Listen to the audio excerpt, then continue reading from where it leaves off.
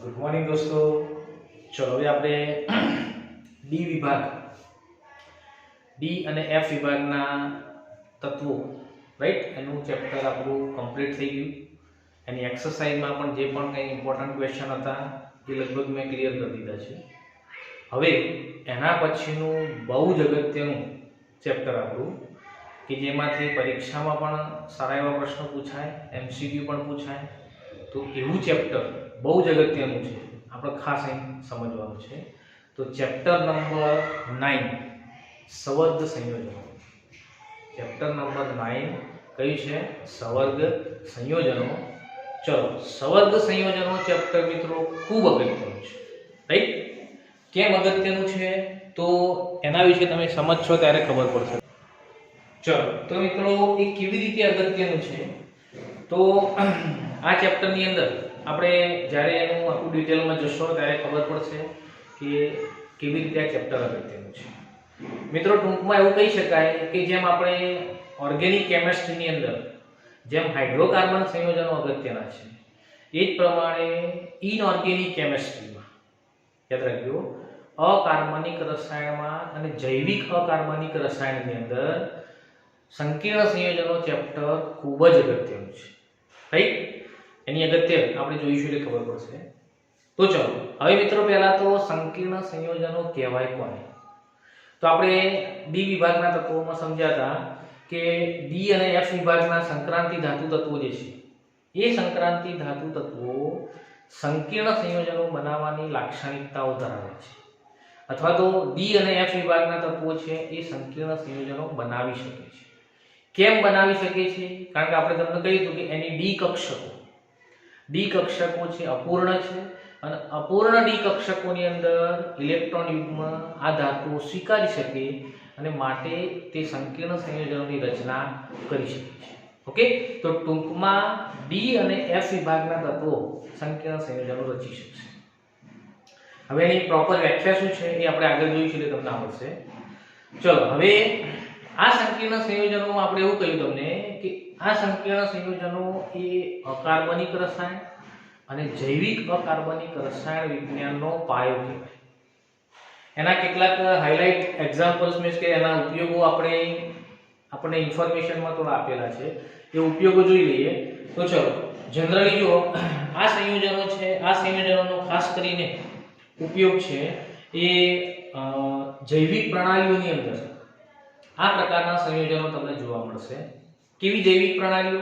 દાખલા તરીકે આપણે જાણીએ છીએ કે લીલી વનસ્પતિ છે, લીલી વનસ્પતિ છે એની અંદર ક્લોરોફિલ હોય, રાઈટ. હવે હરિત દ્રવ્ય જેને આપણે કહીએ એ ક્લોરોફિલ શું છે તો મિત્રો યાદ રાખજો, ક્લોરોફિલ છે એ મેગ્નેશિયમ ધાતુનું સંકીર્ણ સંયોજન છે. મેગ્નેશિયમ ધાતુનું સંકીર્ણ સંયોજન છે. એક પ્રકારે આપણા શરીરની અંદર રહેલું હિમોગ્લોબિન કે જે આપણા બ્લડના લાલ રંગ માટે જવાબદાર છે, આ હિમોગ્લોબિન છે એ આયર્નનું સંકીર્ણ સંયોજન છે, Fe લોખંડનું સંકીર્ણ સંયોજન છે. એક પ્રકારે વિટામિન B12 જે પણ આપણા બોડીની અંદર હોય, આ વિટામિન B12 છે એનું રાસાયણિક નામ પણ કદાચ તમને ખબર ના હોય તો સાયનોકોબાલએમાઇન. વિટામિન B12 નું રાસાયણિક નામ શું છે? સાયનોકોબાલએમાઇન. અને આ સાયનોકોબાલએમાઇન એ કોબાલ્ટનું સંકીર્ણ સંયોજન છે. શાનું સંકીર્ણ સંયોજન છે મિત્રો? તો કોબાલ્ટ. તો આ પ્રમાણે આ ત્રણ જૈવિક પ્રણાલીઓની અંદર પણ સંકીર્ણ સંયોજનનો ઉપયોગ થાય. ત્યાર પછી મિત્રો ધાતુ કર્મ વિધિની અંદર કોઈ પણ ફીણ પ્લવન પદ્ધતિ આપણે આગળ ભણ્યા હતા, એ ફીણ પ્લવન પદ્ધતિ હોય અથવા તો કોઈ પણ ધાતુ કર્મ વિધિ હોય, સોનાનું નિક્ષાલન કરવાનું હોય, ચાંદીનું નિક્ષાલન કરવાનું હોય, તો એની અંદર પણ સંકીર્ણ સંયોજનો કામ કરશે. કેટલાક ઔદ્યોગિક ઉદ્દીપક તરીકે આ સંકીર્ણ સંયોજનો વપરાશે. ત્યાર પછી વૈશ્લેષિક પ્રક્રિયકો, એનાલિટિકલ રિએજન્ટ તરીકે લેબોરેટરીમાં એમાં પણ આનો ઉપયોગ થાય. દવાઓની અંદર, દવાઓમાં દાખલા તરીકે સિસ્પ્લેટિન નામની દવા આવે છે, રાઈટ. સિસ્પ્લેટિન નામની દવા જે કેન્સર મટાડવા માટે, તમે 11મા ધોરણમાં ભણ્યા હતા, સિસ્પ્લેટિન જે કેન્સરના દર્દી માટે વપરાય, એ સિસ્પ્લેટિન શું છે તો એ સિસ્પ્લેટિન છે એ આ ધાતુઓના સંકીર્ણ સંયોજનો છે, રાઈટ. તો ટૂંકમાં કહેવાનો મતલબ કે સંકીર્ણ સંયોજનોના પુષ્કળ પ્રમાણમાં ઉપયોગો છે. ફોટોગ્રાફીમાં એનો ઉપયોગ થાય, પાણીની અંદર રહેલા ક્ષારો Ca2+ Mg2+ ક્ષારોનું પ્રમાણ કેટલું છે એ જાણવા માટે આનો ઉપયોગ થાય. અસંખ્ય ઉપયોગો છે, રાઈટ. ધાતુઓને ઢોળ ચડાવવા માટે આનો ઉપયોગ થાય છે. તો ટૂંકમાં કહેવાનો મતલબ કે આ સંકીર્ણ સંયોજનો છે જે પુષ્કળ પ્રમાણમાં અકાર્બનિક રસાયણમાં ઉપયોગી છે. તો આવા સંકીર્ણ સંયોજનોની વ્યાખ્યા શું થાય, સંકીર્ણ સંયોજનો અને દ્વિક્ષાર વચ્ચે શું તફાવત છે, આ બધું આપણે કમ્પલસરી ડિટેલમાં સમજવું છે. ઓકે, તો ચલો સૌથી પહેલા મિત્રો આપણે સંકીર્ણ સંયોજન અને દ્વિક્ષાર આ બંને વચ્ચે શું તફાવત છે, બંનેનો બેઝિક તફાવત શું છે, આની આપણે ચર્ચા કરીએ. તો ચલો દ્વિક્ષાર અને સંકીર્ણ. ચલો દોસ્તો, હવે આપણે સંકીર્ણ સંયોજનો ખરેખર કોને કહેવાય, કેવી રીતે બનશે, સંકીર્ણ સંયોજનો અથવા તો સવર્ગ સંયોજનો અને દ્વિક્ષાર વચ્ચેનો તફાવત શું, આ બહુ જ અગત્યનો પ્રશ્ન છે. આ બેઝિક વસ્તુ આપણે જાણવી જોઈએ. તો ચલો સૌથી પહેલા સંકીર્ણ સંયોજનો અથવા તો સવર્ગ સંયોજનો, અને બંને માટે સેમ જ શબ્દ યાદ રાખવાનો. સંકીર્ણ સંયોજનો કહો તો પણ બરાબર, સવર્ગ સંયોજનો કહો તો પણ બરાબર. ચલો હવે મિત્રો તમને એક પ્રશ્ન થાય કે જનરલી આપણે જ્યારે પણ કોઈ પણ સંયોજન બનાવીએ, દાખલા કે તમે કોઈ પણ બે પદાર્થને ભેગા કરો ત્યારે સંયોજનના નિયમ પ્રમાણે શું થાય, તો પદાર્થને જ્યારે તમે ભેગા કરશો ત્યારે શું થશે, તો એક પદાર્થનો ધન આયન અથવા તો ઋણ આયન દૂર થાય અને બીજો ધન આયન કે ઋણ આયન એની સાથે જોડાશે. બીજો ધન આયન કે ઋણ આયન એની સાથે જોડાય, રાઈટ. પણ અહીં જ્યારે સંકીર્ણ સંયોજનની રચના થાય ત્યારે એવું નહીં બને. ત્યારે આપણે જે સંયોજનના નિયમ પ્રમાણે સંયોજન બનાવીએ છીએ એ રીતે નહીં બને. પણ શું થશે, અહીં શું થશે, અહીં કોઈ પણ પદાર્થ દૂર નહીં થાય. યાદ રાખો, જેમ આપણે યોગશીલ પ્રક્રિયા કાર્બનિકમાં કરીએ છીએ, તો અહીં એવું થશે કે અહીં એક પણ સમૂહ પણ દૂર નહીં થાય, એક પણ પરમાણુ પણ દૂર નહીં થાય અને આપણને સંયોજન પ્રાપ્ત થશે. ખરેખર આવું ના હોય. ખરેખર તો સંયોજનના નિયમ પ્રમાણે આવું ના બને. કારણ કે સંયોજનના નિયમ પ્રમાણે તો તમારે એક પદાર્થ અથવા તો એક સમૂહનું રિપ્લેસમેન્ટ કરો ત્યારે બીજો સમૂહ એડ થાય. અહીં એવું નથી. અહીં પહેલો સમૂહ તો ઓલરેડી હાજર છે, એની હાજરીમાં બીજો સમૂહ છે એ ધાતુ આયન સાથે જોડાય છે. તો એવા સંયોજનોને સંકીર્ણ સંયોજનો કહેવાય. દાખલા તરીકે અહીં કોપર સલ્ફેટ છે. કોપર સલ્ફેટ છે એ એમોનિયા સાથે જ્યારે જોડાય ત્યારે શું થાય, તો અહીં જો મિત્રો અહીં કોપરની સંયોજકતા +2 છે, આપણે જાણીએ છીએ. હવે કોપરની સંયોજકતા છે એ સલ્ફેટ સાથે સંતોષાઈ ગઈ છે. સલ્ફેટની -2 છે, કોપરની +2 છે. એટલે કોપરની +2 અને SO4 ની -2 બંને એકબીજા સાથે સેટિસ્ફાઈ થઈ ગયેલી છે. હવે કોપર છે એ બીજા સાથે બને ત્યાં સુધી સંયોજન બનાવવા જશે નહીં. અને જો જશે તો શું થશે, તો સલ્ફેટ છે એ સલ્ફેટનું વિસ્થાપન બીજા કોઈ -2 આયન વડે સંતોષાશે. બીજા કોઈ -2 આયન વડે આ સલ્ફેટની સંયોજકતા છે સંતોષાશે, રાઈટ. તો જ એ બીજા સાથે સંયોજન બનાવી શકશે. પણ મિત્રો અહીં જે સંયોજન બને છે તમે જુઓ, અહીં જો કોપર સલ્ફેટ તો ઓલરેડી એની સંયોજકતા +2 છે, એ તો ઓલરેડી એની સાથે જોડાયેલી છે, વત્તા એની હાજરીમાં આ એમોનિયાના 4 પરમાણુ, એમોનિયાના 4 અણુ છે એ આ Cu સાથે જોડાય છે. ઓલરેડી SO પર જોડાયેલો છે. સમજો બરાબર કહેવાનો મતલબ, ઓલરેડી SO પર તો જોડાયેલો છે, છતાં પણ એની હાજરીમાં 4NH3 એ કોપર સાથે જોડાય છે. 4NH3 કોપર સાથે જોડાય. આ રીતે જે સંયોજન બનશે આનું નામ સંકીર્ણ સંયોજન અથવા તો સવર્ગ સંયોજન.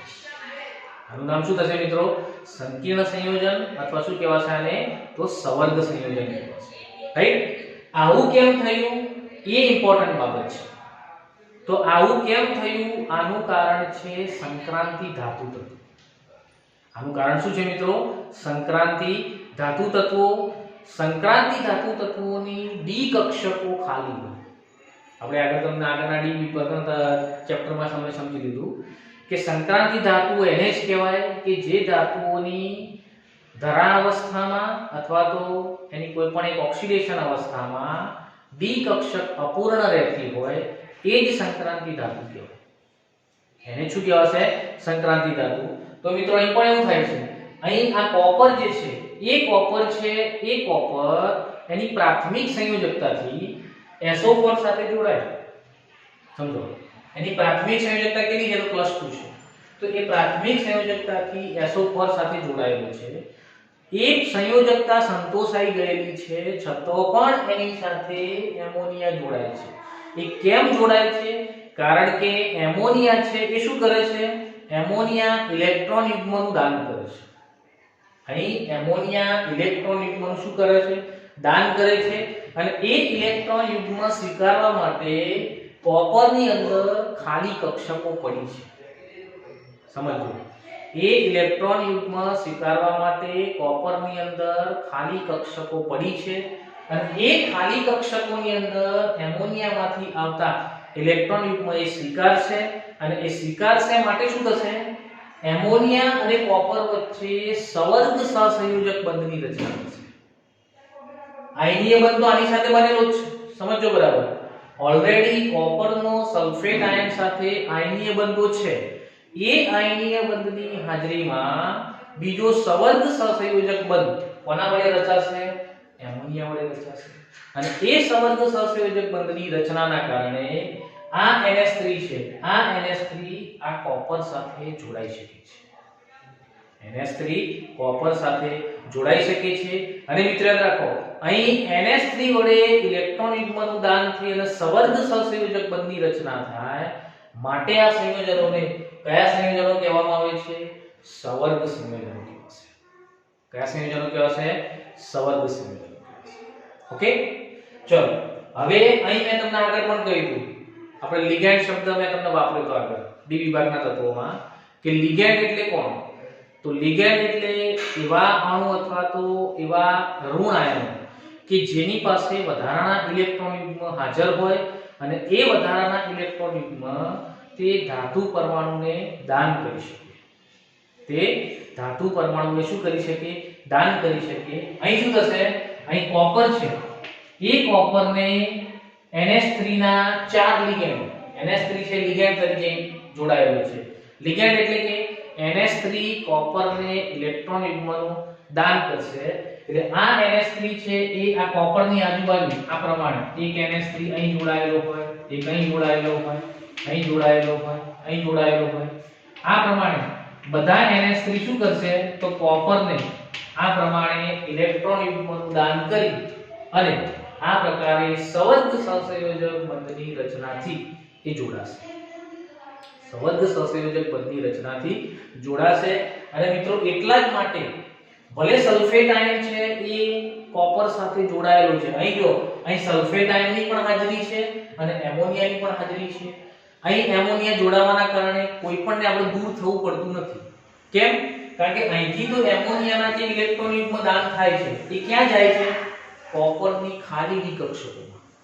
કોપરની ખાલી ડી કક્ષકોમાં ત્યાં ઇલેક્ટ્રોનની ભાગીદારી થતી નથી, પણ સવર્ગ સહસંયોજક બંધ રચાય. આખું ઇલેક્ટ્રોન યુગ્મ એની અંદરની ડી કક્ષકોમાં મીન્સ કે ગોઠવાઈ જાય છે અને એના કારણે આ એમોનિયા છે આની સાથે જોડાયેલું રહે છે.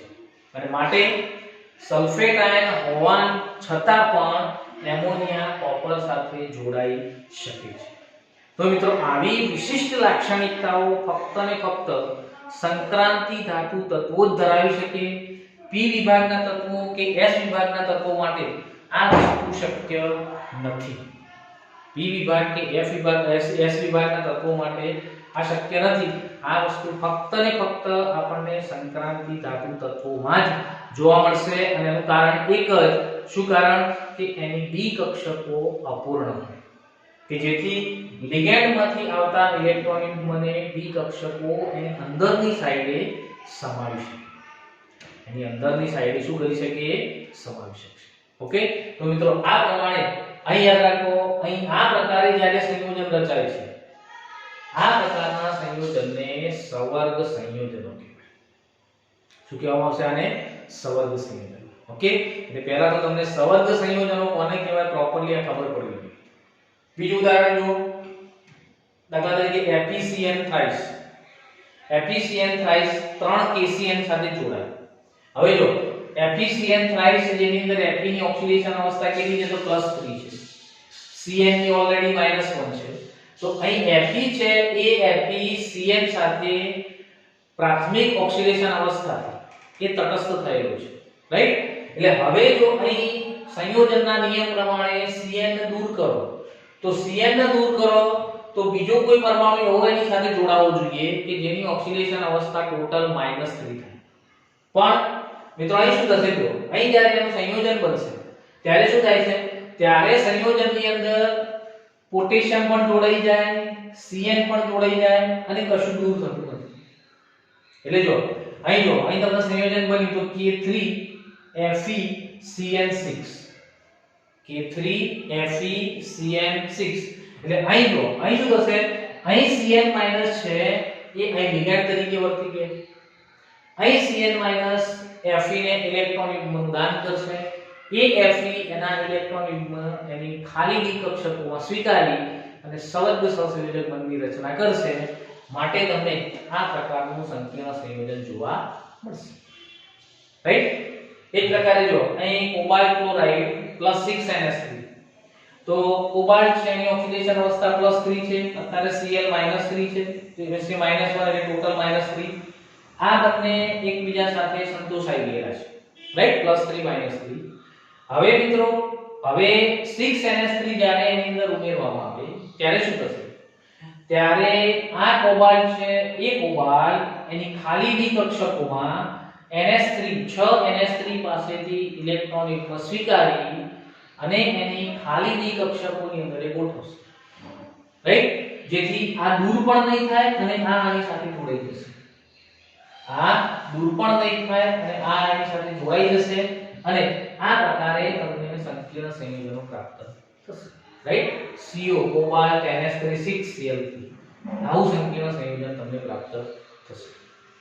સેમ એક પ્રકારે પ્લેટિનમ Cl4, તો PtCl4 2 KCl, આ બધું આની અંદર જોડાઈ જશે, રાઈટ। જો અહીં K2PtCl6, એનો મતલબ એ કે અહીં Cl માંથી જે ઇલેક્ટ્રોન યુગ્મ આવે છે એ ઇલેક્ટ્રોન યુગ્મ પ્લેટિનમની ખાલી ડી કક્ષકમાં ગોઠવી ગયા। તો આ રીતે મિત્રો યાદ રાખવાનું કે ઋણ આયન પ્રાથમિક સંયોજકતાથી જે ઋણ આયન સંતોષાઈ જાય છે એ ઋણ આયન દૂર કર્યા વગર બીજો કોઈ તટસ્થ પરમાણુ અથવા તો બીજો કોઈ ઋણ આયન જ્યારે તમારા ધાતુ આયન સાથે જોડાય અને જે સંયોજનો બનાવે તે સંયોજનોને સંકીર્ણ સંયોજનો કહેવાશે। જેવા સંયોજનો કહેવાશે સંકીર્ણ સંયોજનો। એટલે એની પ્રોપર વ્યાખ્યા આવી થશે જુઓ કે સંક્રાંતિ તત્વના પરમાણુ અથવા તો આયનમાં ડી કક્ષકો ખાલી હોય ત્યારે આ સંક્રાંતિ તત્વો ઋણ આયનો અથવા તટસ્થ અણુઓ, યાદ રાખો અહીં Cn ઋણ આયન છે, એમોનિયા તટસ્થ અણુ છે, તો ઋણ આયનો અથવા તો તટસ્થ અણુઓ પાસેથી ઇલેક્ટ્રોન યુગ્મ સ્વીકારી અને સંયોજનો બનાવે તેને સંકીર્ણ સંયોજનો અથવા તો સવર્ગ સંયોજનો, યાદ રાખો તેને શું કહેવામાં આવે છે, સંકીર્ણ સંયોજનો અથવા તો સવર્ગ સંયોજનો તરીકે ઓળખવામાં આવશે। ઓકે, એટલે પહેલા તો તમને સંકીર્ણ સંયોજન કોને કહેવાય આટલું બેઝિક નોલેજ આપણી પાસે હોવું જોઈએ, રાઈટ।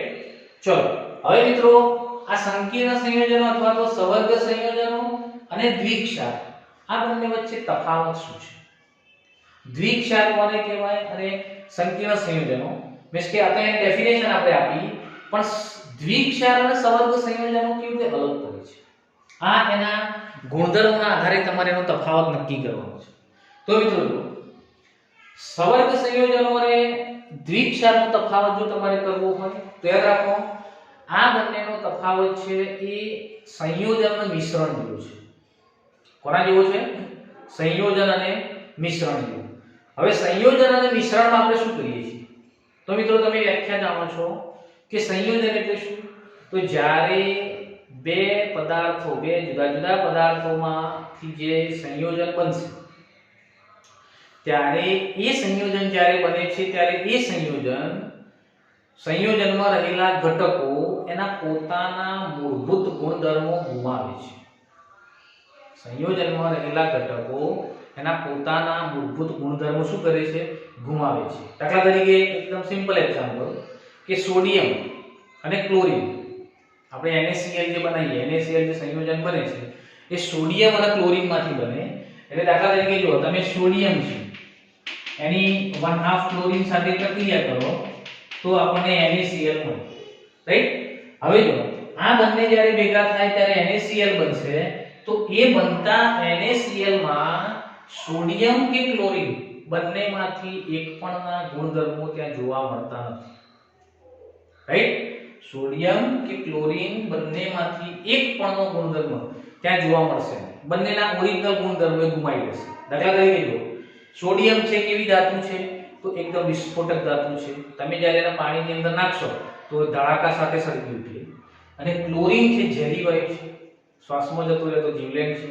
પણ જ્યારે મિત્રો બંને એકબીજા સાથે સંયોજાઈ NaCl બનાવશે ત્યારે બનતા NaCl માં આપણે જાણીએ છીએ કોઈ પણ ગુણધર્મ એનો ઓરિજિનલ ગુણધર્મ રહેતો નથી. તમે NaCl નો રોજ ખોરાકમાં ક્ષાર તરીકે ઉપયોગ કરીએ છીએ આપણે, મીઠું, રાઈટ. જો એનો ઓરિજિનલ ગુણધર્મ હોત તો મીઠું શરીરમાં જાય તો શું થઈ જાય, ધડાકા ઉડી જાય, રાઈટ. એટલે એ પોસિબલ મીન્સ કે શક્ય નહીં થતું એવું. એનો મતલબ શું થયો કે આ બંનેના ઓરિજિનલ ગુણધર્મો શું થઈ જાય છે, જતા રહે છે. એ જ પ્રકારે તમે પાણી લો H2 + 1/2 O2 તો H2O બનશે. હવે ચાલો H2 + 1/2 O2 થી H2O બને છે. હવે અહીં H2 છે એ દહનશીલ વાયુ છે અને ઓક્સિજન છે એ દહન પોષક વાયુ છે, જેને સળગવામાં શું કરે છે, મદદ કરશે. પણ મિત્રો જ્યારે આ બંને ભેગા થઈ H2O બનાવશે ત્યારે એ પાણી આગ ઓલવવા માટે વપરાય છે. એટલે કે આ બંનેના મૂળભૂત ગુણધર્મો આની અંદર ભૂલી જાય છે. આની અંદર શું થઈ જાય છે, ભૂલી જાય છે. એટલે કહેવાનો મતલબ કે જે સ્વતંત્ર પરમાણુઓ અથવા તો સ્વતંત્ર તત્વો જે ગુણધર્મો ધરાવતા હોય એ જ્યારે સંયોજન બનશે ત્યારે એમના સ્વતંત્ર ગુણધર્મો એ જાળવી રાખતા નથી. તેવા સંયોજનોને આપણે સંયોજન કહીએ અથવા તો તેવા પદાર્થને સંયોજન કહો તો અહીં એને સંબંધ સંયોજન કહેવાય કે જેની અંદર એના મૂળભૂત ગુણધર્મો, જે મૂળભૂત તત્વો હતા એ એના ગુણધર્મો જાળવી શકતા નથી, રાઈટ. દાખલા તરીકે જો ગુણધર્મોના આધારે વ્યાખ્યા આપેલ આવી થશે કે સ્વતંત્ર અસ્તિત્વ ધરાવી શકે તેવા બે કે તેથી વધુ સંયોજનોના જોડાણથી બનતા નવા ગુણધર્મો વાળા સંયોજનોને સંકીર્ણ અથવા તો સંબંધ સંયોજન. યાદ રાખો, બે કે તેથી વધુ પદાર્થો જ્યારે જોડાય અને જ્યારે નવું સંયોજન બનશે એ નવા સંયોજનમાં મૂળભૂત પદાર્થોના ગુણધર્મો જળવાઈ રહેતા નથી. એની અંદર નવા જ સંયોજનના ગુણધર્મો મીન્સ કે નવા જ ગુણધર્મો તમને જોવા મળશે. દાખલા તરીકે સિમ્પલ એક્ઝામ્પલ અહીં જો, અહીં કોપર સલ્ફેટ છે. કોપર સલ્ફેટમાં કોપરનો ઓક્સિડેશન આંક કેટલો છે, +2, સલ્ફરનો છે -2, એમોનિયા ઓલરેડી 0 છે, રાઈટ. આનું તમે આયનીકરણ કરો તો Cu2 + SO4 - તમને મળશે. પણ મિત્રો જ્યારે કોપર સલ્ફેટ એમોનિયા સાથે જોડાઈ જાય અને CuNH3 SO4 બનાવશે, હવે આ જે આયન બન્યો આપણો, આ સંકીર્ણ આયન અથવા તો આ સંકીર્ણ સંયોજન જે બન્યું એનું જો તમે આયનીકરણ કરાવશો તો યાદ રાખજો અહીં આયનીકરણ અહીંથી થશે. આયનીકરણ ચોરસ કૌંસની બહારથી થશે. તો આ ચોરસ કૌંસની બહારથી આયનીકરણ થાય તો SO4 કયો છે, 2- છે. તો સંકીર્ણ સંયોજનનો આયન કયો, સંકીર્ણ સંયોજન કઈ બનશે, +2 બનશે. એટલે અહીં ટૂંકમાં ધન આયન કયો બને, CuNH3 આયન. ઋણ આયન બનશે SO4 આયન. પણ અહીં ધન આયન કયો હતો આપણો, ઓન્લી Cu2 આયન, રાઈટ. એટલે અહીં આ ધન આયન અને આ ધન આયન બંને ડિફરન્ટ છે. બંને ડિફરન્ટ છે એટલે સીધી વસ્તુ છે કે બંનેની અંદર ગુણધર્મો કેવા હશે, અલગ અલગ હશે. બંનેમાં ગુણધર્મો કેવા હશે, અલગ અલગ હશે. અને માટે મિત્રો યાદ રાખો બંને જુદા જુદા ગુણધર્મો ધરાવતા હશે. માટે કહી શકીએ કે આ સંકીર્ણ સંયોજન છે. આ કેવું છે, સંકીર્ણ સંયોજન કે જે ઓરિજિનલ પરમાણુ અથવા તો ઓરિજિનલ આયનના ગુણધર્મો એની નિપજમાં અથવા તો સંયોજન બને ત્યારે જોવા મળતા નથી. એક પ્રમાણે જો કોબાલ્ટની ઓક્સિડેશન અવસ્થા જે પ્લસ થઈ, એમોનિયા ઓલરેડી 0 છે, ક્લોરાઇડ છે -છે. હવે આ કોબાલ્ટનું સંકીર્ણ સંયોજન બનશે ત્યારે આનું આયનીકરણ અહીંથી થશે, અહીંથી આયનીકરણ થાય એટલે કોબાલ્ટ CONS3 6 + 3 બનશે. Cl તો ઓલરેડી ચલો માઈનસ જ છે એટલે કોબાલ્ટનો આખો આયન છે એ +3 આયન બનશે. આમાં ફક્ત CO +3 છે એટલે આની અંદર આના ગુણધર્મો જોવા મળતા નથી. ઓકે, એટલે કહેવાનો મતલબ મિત્રો કે જ્યારે પણ આવા સંયોજનો તમે બનાવશો અને આવા સંયોજનો બની અને જ્યારે એની નિપજ બનશે ત્યારે એની અંદર ઓરિજિનલ કોબાલ્ટના ગુણધર્મો અથવા તો ઓરિજિનલ આયનના ગુણધર્મો કે કોપરના ગુણધર્મો તમને જોવા મળશે નહીં. જો તમે આની એનાલિટિકલ ટેસ્ટ કરશો, આના માટે કોબાલ્ટની ટેસ્ટ કરશો, આના માટે આયનની ટેસ્ટ કરશો કે આના માટે કોપરની ટેસ્ટ કરશો, તમને એક પણ ટેસ્ટ જોવા મળતી નથી. તમને કોપર કે આયનની ટેસ્ટ આમાં જોવા મળશે ને. આનો મતલબ શું થયો કે આની અંદર એ Cu2+ તરીકે, આની અંદર Fe2+ તરીકે કે આની અંદર કોબાલ્ટ 3+ તરીકે હાજર નથી. એટલે કે આના ગુણધર્મો અહીં આવતા આવતા શું થઈ ગયા? બદલાઈ ગયા. તો આવી રીતે જો ગુણધર્મો બદલાઈ જતા હોય તો તેવા પ્રકારના સંયોજનોને સંકીર્ણ સંયોજન કહેવાય. ઓકે, ફરીથી જુઓ. સ્વતંત્ર અસ્તિત્વ ધરાવી શકે તેવા બે કે તેથી વધુ સંયોજનોના જોડાણથી બનતા નવા ગુણધર્મો વાળા સંયોજનોને સંકીર્ણ સંયોજનો અથવા તો સંકીર્ણ ક્ષારો કહીશું અથવા સંવર્ગ સંયોજનો પણ આપણે કહી શકીએ છીએ. ઓકે, તો ચલો મિત્રો એની સામે દ્વિક્ષાર કોણ કહેવાશે? તો દ્વિક્ષાર છે મિશ્રણ જેવું છે. દ્વિક્ષાર કોના જેવું છે? મિશ્રણ જેવું. મિશ્રણ એટલે આપણે જાણીએ છીએ કે હંમેશા મિશ્રણની અંદર ઘટકો, તમે જે ઘટકો ભેગા કરી મિશ્રણ બનાવ્યું હોય એ મિશ્રણની અંદર ઓરિજિનલ ઘટકો એના ગુણધર્મો જાળવી રાખે. દાખલા તરીકે આપણે પાણી, મીઠું અને ખાંડ ત્રણે ત્રણ ભેગું કરી અને એનું સમાન મિશ્રણ તમે બનાવો. તો સમાન મિશ્રણ બનાવ્યા પછી એનું જ્યારે સંયોજન બની જાય, સંયોજન એનું મિશ્રણ બની જાય, એનું દ્રાવણ બની જાય, એ દ્રાવણની અંદર મીઠું પણ એનો ઓરિજિનલ ગુણધર્મ ધરાવી રાખે, ખાંડ પણ ઓરિજિનલ ગુણધર્મ ધરાવી રાખે અને પાણી પણ ઓરિજિનલ ગુણધર્મ ધરાવી રાખે. જ્યારે તમે એને છૂટા પાડવા હોય, તમે બાષ્પીભવન કરો તો મીઠું અને ખાંડ શું થઈ જાય? પાછા મળી જશે. ઓકે, તો આવું જ્યારે બને કે જ્યારે સ્વતંત્ર અસ્તિત્વ ધરાવી શકે તેવા જો પદાર્થોને મિશ્ર કરવામાં આવે તો બનતા નવા સંયોજનમાં અથવા તો બનતા નવા મિશ્રણમાં એ પોતાના ગુણધર્મો જાળવી રાખે તેવા પદાર્થોને દ્વિક્ષાર કહેવાશે. દાખલા તરીકે એની વ્યાખ્યા છે કે સ્વતંત્ર અસ્તિત્વ ધરાવી શકે તેવા બે કે તેથી વધારે ક્ષારો ભેગા થઈ મૂળ ક્ષારોના ગુણધર્મો જાળવી રાખતો જે ક્ષાર હોય, યાદ રાખો, મૂળ ક્ષારોના ગુણધર્મો જાળવી રાખતો જે ક્ષાર બનાવે તેને દ્વિક્ષાર કહેવાય. દ્વિક્ષાર કયો ક્ષાર કહીશું? દ્વિક્ષાર. દાખલા તરીકે જો K2SO4, Al2SO4 thrice અને 24H2. ચલો K2SO4 potassium sulphate, aluminium sulphide અને એલ્યુમિનિયમ સલ્ફેટ અને પાણી, આ ત્રણને જો હું ભેગા કરું તો આ ત્રણે ત્રણ ભેગા થઈ ફટકડી બનાવશે. શું બનાવશે? ફટકડી. એનું રાસાયણિક નામ છે પોટાશ એલમ. એનું રાસાયણિક નામ શું છે? પોટાશ એલમ. તો મિત્રો જો આ ત્રણે ત્રણ જો સ્વતંત્ર અસ્તિત્વ ધરાવતા હોય, એ સ્વતંત્ર અસ્તિત્વ ધરાવતા પદાર્થો ભેગા કરી દઉં તો મને આવું મળશે. રાઈટ? આવું મળશે K2SO4 Al2SO4 thrice 24H2, જેને આપણે ફટકડી અથવા તો પોટાશ એલમ કહીશું. હવે જો આ પોટાશ એલમની અંદર તમે પોટેશિયમની ટેસ્ટ કરશો તો તમને પોટેશિયમની ટેસ્ટ પણ મળશે. રાઈટ? કન્ફર્મ ટેસ્ટ એટલે મતલબ એક આની અંદર પોટેશિયમ હાજર હશે. એલ્યુમિનિયમની ટેસ્ટ કરશો, એલ્યુમિનિયમની ટેસ્ટ પણ મળશે. SO4 ની ટેસ્ટ કરશો, એની પણ ટેસ્ટ મળશે. એનો મતલબ શું થયો કે આની અંદર પોટેશિયમ જે આયન સ્વરૂપે હાજર હતું, એલ્યુમિનિયમ જે આયન સ્વરૂપે હાજર હતું, સલ્ફેટ પણ જે આયન સ્વરૂપે હાજર હતું, એ બધા જ ગુણધર્મો આ એના મિશ્રણ અથવા તો તમે જ્યારે એને ભેગો કરો છો એ વખત પણ એના જ ગુણધર્મો તમને આમાં જોવા મળશે. એટલે કે આની અંદર ઓરિજિનલ પદાર્થોમાં રહેલા આયનોના ગુણધર્મો જળવાઈ રહે છે, માટે આને દ્વિક્ષાર કહેવાય. માટે આ શું કહેવામાં આવશે? દ્વિક્ષાર. દાખલા તરીકે આની અંદર FeSO4 એમોનિયમ સલ્ફેટ અને પાણી આ ત્રણ જો હું ભેગા કરું તો શું બનશે? ફેરસ એમોનિયમ સલ્ફેટ બનશે. FeSO4 NH4 6H2. આ સજળ ક્ષાર છે. હવે આ સજળ ક્ષારમાંથી પણ જો તમે એનાલિસિસ કરો તો આની અંદરથી જો Fe ની ટેસ્ટ કરો તો Fe ની ટેસ્ટ પણ મળશે, સલ્ફેટ ની ટેસ્ટ પણ મળશે, એમોનિયમ ની ટેસ્ટ પણ મળશે. એનો મતલબ એ કે એ મિશ્ર કર્યા પહેલા જે ટેસ્ટ આપતા હતા એના એ ટેસ્ટ મિશ્ર કર્યા પછી પણ આપશે. એનો મતલબ કે મિશ્રણમાં તમામ આયનો એના મૂળભૂત ગુણધર્મો જાળવી રાખે છે.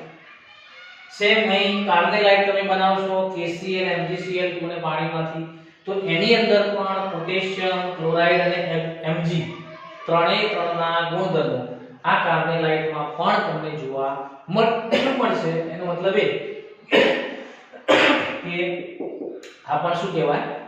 દ્વિક્ષાર. ઓકે, તો મિત્રો આ યાદ રાખવાનું, સંકીર્ણ સંયોજન અને દ્વિક્ષાર આ બંને વચ્ચેનો મુખ્ય ડિફરન્સ આ. સંકીર્ણ સંયોજન બનશે ત્યારે એની અંદર ઓરિજિનલ પદાર્થોના ગુણધર્મો જાળવી રાખતો નથી, પણ જો દ્વિક્ષાર બનશે તો દ્વિક્ષારની અંદર ઓરિજિનલ પદાર્થોના ગુણધર્મો તમને જાળવી રાખતો ક્ષાર આપણને જોવા મળશે. તો આ પ્રમાણે પહેલો બેઝિક ડિફરન્સ કે ભાઈ સંકીર્ણ સંયોજન કોને કહેવાય, દ્વિક્ષાર કોને કહેવાય, આટલો બેઝિક ડિફરન્સ કમ્પલસરી તમને ખબર હોવું જોઈએ. રાઈટ? પછી જ આપણે આના સંકીર્ણ સંયોજનના ડિટેલમાં જઈ શકીએ છીએ. તો ચલો મિત્રો, આજે આપણે ખાલી શરૂઆત કરી છે. આજે બેઝિક વસ્તુની આપણે તમને ડિટેલ આપી છે. તો આજે આટલા સુધી રાખો. આનાથી આગળ આપણે વર્ણનનો સિદ્ધાંત બહુ જ અગત્યનો સિદ્ધાંત છે. રાઈટ? એ વર્ણનના સિદ્ધાંત ઉપર જઈશું. ધીરે ધીરે તમને આખું સંકીર્ણ સંયોજનનું ચેપ્ટર છે એ ધીરે ધીરે આપણને આવડી જશે. ઓકે, તો ચલો આજે આટલા સુધી રાખીએ છીએ. સ્ક્રીનશોટ લઈ લો. લગભગ બધાને ખબર પડી ગઈ હશે કે સંકીર્ણ સંયોજન કોને કહેવાય અને દ્વિક્ષાર કોને કહેવાય. ઓકે, ચલો, થેન્ક યુ.